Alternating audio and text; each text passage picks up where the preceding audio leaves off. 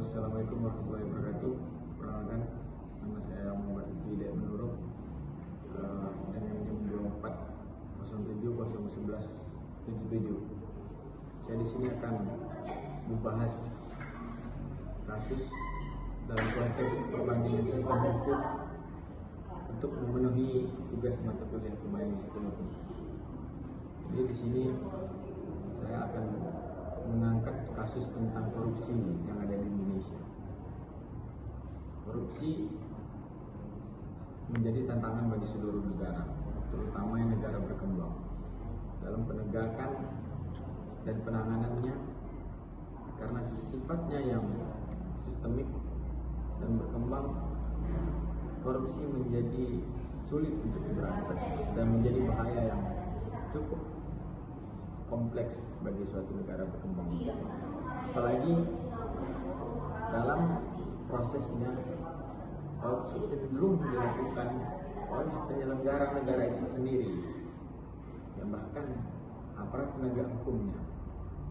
Maka dari situ saya tertarik untuk membahas korupsi agar membandingkannya dengan negara lain yang juga sama-sama berkembang dan sistem hukumnya juga sama. Indonesia menganut sistem hukum civil law dan juga common law. Jadi saya akan membahas tentang kasus korupsi ini dan membandingkannya dengan negara Filipina. Karena Filipina juga menganut sistem hukum yang sama, civil law dan common law. Karena keduanya sama-sama negara jajahan. Indonesia dijajah Belanda dan Filipina juga dijajah oleh Spanyol dan Amerika.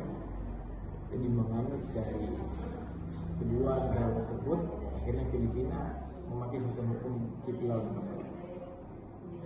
Dan juga mengapa saya mengambil negara Filipina sebagai perbandingan? Karena Filipina juga memiliki gejolak permasalahan yang sama di negara ini,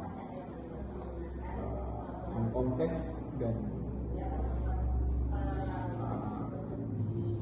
puncaknya terjadi pada tahun 2000, di mana rakyat sudah resah sekali dengan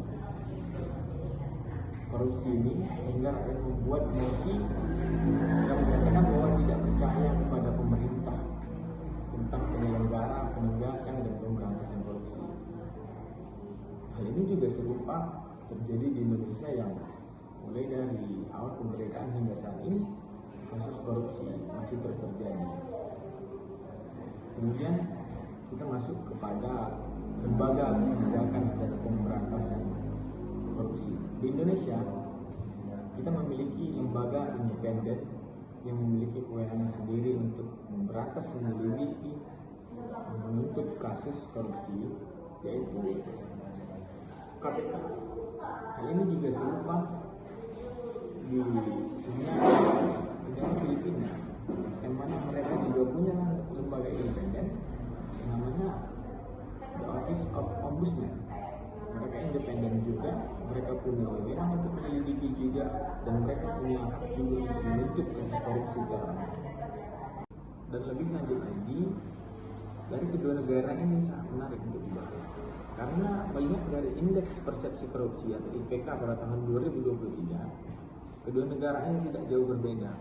Dari 180 negara, Indonesia menduduki peringkat 115 dengan nilai rata-rata 34. Nilai ini juga serupa yang terjadi di Filipina. Mereka juga memiliki nilai 34 dan berada di posisi 117. Lebih lanjut, kita membahas melihat dari perbandingan sistem peradilan.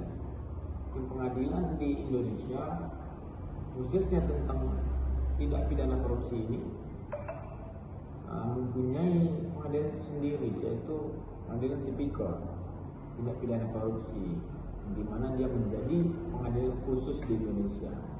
Dan juga sama seperti di Filipina, mereka juga memiliki pengadilan tersendiri untuk tindak pidana korupsi ini.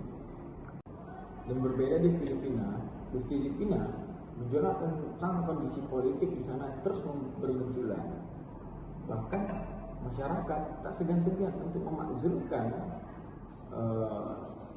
menaikkan dan mengungkap fakta-fakta yang mengkaitkan skandal tentang ombudsman, lembaga independen mereka tentang tindak pidana korupsi, sehingga mereka terus mengembangkan aturan-aturan yang ada di Filipina. Jadi itulah beberapa aspek yang bisa kita bahas tentang perbedaan dan persamaan perbandingan sistem hukum Indonesia dengan Filipina dan tentang kasus tindak pidana korupsi.